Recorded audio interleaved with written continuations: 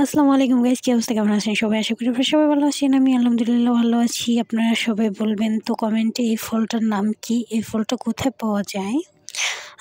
আমি যতটুকু শুনেছি এটা নাকি বিদেশি ফল, বাংলাদেশে পাওয়া যায় না সচরাচর। কিন্তু হঠাৎ করে আমার চোখের সামনে পড়েছে কালকে বাজারে যাওয়ার সময় সন্ধ্যাবেলা।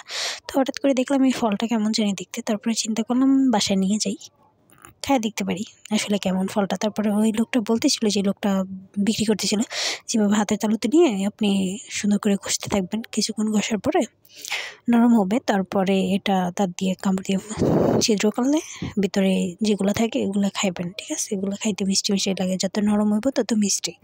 যাই হোক, খাইয়ে দেখলাম ভালোই লাগলো। আপনারা অবশ্যই যদি কেউ নাম জেনে থাকেন আমাকে বলবেন কমেন্টে, আর যদি খাইয়ে থাকেন তো খাইছেন, ঠিক আছে? আমি প্রথমবার খাইলাম এই ফলটা, আর কখনো খাইনি।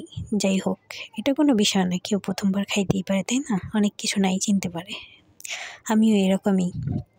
তো প্রথমবার খাওয়ার পরে বুঝলাম যে না, ভালোই, মোটামুটি ভিতরে এরকম থাকে, বুঝছেন? বুঝতে পারছেন আশা করি কীভাবে খায়। ওই লোকটা আমাকে দেখাই দিয়েছিল কীভাবে খায়। ঠিক আছে, আল্লাহ হাফেজ, সবাই ভালো থাকবেন।